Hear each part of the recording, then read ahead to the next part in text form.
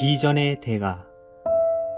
오시아 왕의 죽던 해에 내가 본즉 주께서 높이 들린 보좌에 앉으셨는데 그의 옷자락은 성전에 가득하였고. 이사야 6장 1절. 하나님과 함께 믿음의 길을 걷다 보면 주님께서 종종 우리의 영웅들을 사라지게 하십니다. 하나님께서는 나의 영웅들의 자리에 친히 계시기 위해 그들을 데려가십니다. 이때 우리는 실족하고 쓰러지고 낙심합니다. 개인적으로 생각해 보십시오. 나에게 마치 하나님처럼 전부였던 사람이 지난해 돌아가셨다고 한다면 그때 모든 것을 포기했습니까? 아파 누웠습니까? 낙심되었습니까? 아니면 주님을 보았습니까? 우리가 하나님을 보는가 못 보는가 하는 문제는 전적으로 우리의 성품의 상태에 달려 있습니다. 그 이유는 하나님이 인간의 성품의 상태에 따라 계시 여부를 결정하시기 때문입니다. 내가 주님을 또한 보았습니다 라고 말할 수 있기 전에 내 성품 안에는 하나님과 일치된 것이 있어야 합니다. 거듭나서 하나님 나라를 보기 시작할 때까지 나는 일반적으로 내 편견에 따라서만 보게 됩니다. 그러므로 주님을 보기 전에 나는 외적인 사건을 통한 수술을 필요하고 내면은 정결하게 되어야 합니다. 언제나 변함없이 하나님을 배우면서 아무것도 안중에 들어오지 않습니다. 처음도 하나님이요, 둘째도 하나님이며 셋째도 하나님이십니다. 이 온 세상에서 나의 하나님 외에 다른 분이 없습니다. 오직 당신밖에 없습니다. 계속 대가를 지불하십시오. 당신이 정녕 하나님께서 주신 비전에 따라 사는 것을 그분이 보내실 수 있도록 하십시오. 주님은 나의 최고봉 새벽 묵상, 오늘은 8월 24일 비전의 대가라는 제목으로 말씀을 나누도록 하겠습니다. 신앙생활을 하다 보면요, 누군가를 의지할 때가 있습니다. 신앙의 모범을 보이기도 하고 또한 인격적으로나 또 생활적인 면으로 배울 점이 참 많은 분들, 그죠? 함께 있으면 평안하고 또 뭐 이런저런 이유로 신앙의 롤 모델이 되는 분들이 우리 가운데 있습니다. 저도 처음 목회를 하면서 두 부류의 사람이 제게 영향을 주었습니다. 한 부류는 목회자입니다. 목회하는 선배님들 가운데 배울 점이 많은 선배님들이 있었습니다.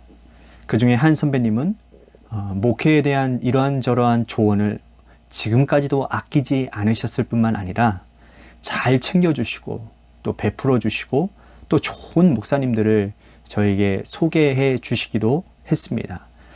그분은 여전히 지금 저에게도 따뜻한 사랑을 베풀어 주시는 분이죠. 또 한 부류는 평신도입니다. 함께 목회하는 분들 가운데 저의 입장에서 생각하고 또 세심한 부분까지 이렇게 잘 챙겨주시는 그러한 분들을 종종 만나게 됩니다. 그런데 어느 순간부터요, 하나님의 원하심을 깨닫게 되었는데 하나님만 온전히 의지하고 바라보기를 하나님은 원하신다라는 겁니다. 물론 사람과의 관계를 잘 해야 되겠죠. 여전히 사랑하고 친밀한 관계를 유지해야 하지만 거기까지라는 겁니다. 거기까지. 결정적일 때 의지해야 되는 분은 오직 한 분, 하나님이십니다. 평소 내 마음과 삶을 온전히 의탁해야 할 분도 오직 하나님 한 분이십니다. 사실 목회자나 평신도 가운데 제게 큰 실망을 주거나 아픔을 준 분들은 거의 없습니다.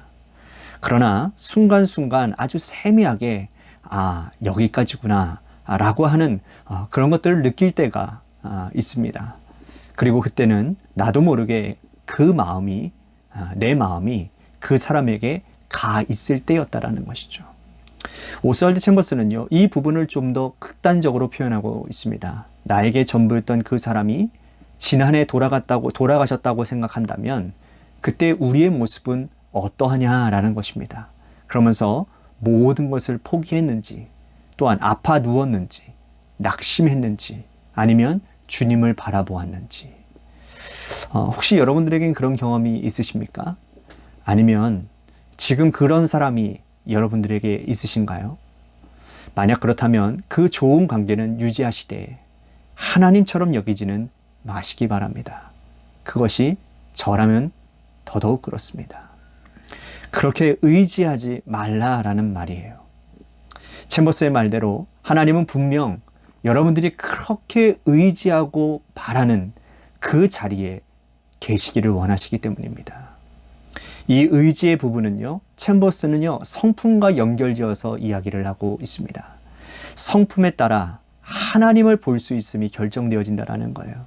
처음 예수님을 믿고 거듭나서는 일반적으로는 내 편견을 따라서만 하나님을 보게 된다는 겁니다. 그런데 내 성품 안에 하나님과 일치되는 것이 있을 때 하나님을 온전히 뵐 수 있다라는 거예요. 그러니까 의지와 이 부분을 연결지어서 우리들이 생각한다면 예수 믿기 시작할 때에는 하나님보다 더 많은 것들을 의지하며 산다라는 겁니다. 그러니 그런 상태로는 하나님을 뵐 수도 하나님 나라를 볼 수도 없는 것이죠. 그러나 신앙생활을 하면 할수록 내가 주님을 닮아갑니다. 내 안에 주님의 성품과 일치되어지는 것이 생기기 시작합니다.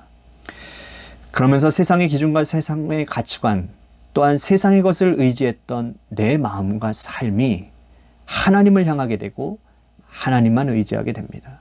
그러다 보면 챔버스의 표현처럼 언제나 변함없이 하나님을 배우면서 아무것도 안중에 들어오지 않게 된다는 겁니다.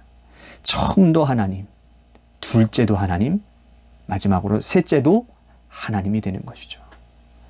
하나님 외에 다른 것은 내 마음을 차지할 수도 내 의지의 대상도 될 수가 없는 것입니다. 그런데 여기서 오스왈드 챔버스는 조금 생뚱맞은 표현을 사용하고 있습니다. 계속 대가를 지불하라는 거예요. 하나님만 의지하며 사는데 지불해야 될 대가가 있다라고 말을 하는 것이죠. 여러분은 어떻게 생각하세요? 하나님만 의지하며 사는데, 주님을 닮아가는데 어떤 대가를 지불해야 된다고 생각하십니까? 사도 바울의 고백처럼 나는 죽고 예수만 사는 삶은 사실 내 힘으로 가능한 삶이 아닙니다. 내 안에 성령님께서 전적으로 역사하실 때 가능한 일이죠. 그 말은 내 삶을 온전히 주님께 내어드리는, 내 삶을 주님께 대가로 드리고 주님의 십자가 앞에 나 자신을 대가로 완전히 내려놓고 복종하게 될 때 가능해진다는 겁니다. 그럴 때 우리들의 삶은 주님을 닮아가는 삶이 되고 또 주님의 비전을 이루어가는 사람이 될 수 있다는 것이죠. 사랑하는 성도 여러분, 여러분들은 누구를 의지하며 사십니까? 하나님만 의지하며 사십니까? 만약 아니라면 여러분들의 삶의 주인은 아직도 여러분이라든지 아니면 다른 어떤 누구라든지 아니면 다른 어떤 어느 것이라든지 그것이 여러분들의 주인이 되는 것입니다. 오늘 이 시간 이후로 여러분들의 삶의 주인의 자리를 하나님께 내어드리시기를 바랍니다. 그리고 하나님만 온전히 의지하며 하나님이 귀하게 여기시고 하나님의 마음이 있는 곳에 여러분들의 모든 것을 드릴 수 있는 대가 지불의 일이 일어나기를 소원합니다. 그럴 때 여러분들의 삶에는 세상이 줄 수 없는, 세상이 생각할 수도 없는 하나님의 놀라운 비전이 이루어지는 삶이 될 줄로 믿습니다. 그리고 그 비전을 이루는 삶은 이 땅에서부터 하나님 나라를 맛보는 귀하고 복된 삶이 될 것입니다. 바라기는 여러분 모두가 하나님만 의지하고 성령님의 인도하심을 따라 살아가는 그러한 삶이 되기를 간절히 소망합니다. 그래서 하나님의 마음을 시원하게 해드리는 아름답고 복된 삶이 되시기를 주님의 이름으로 간절히 축복하겠습니다.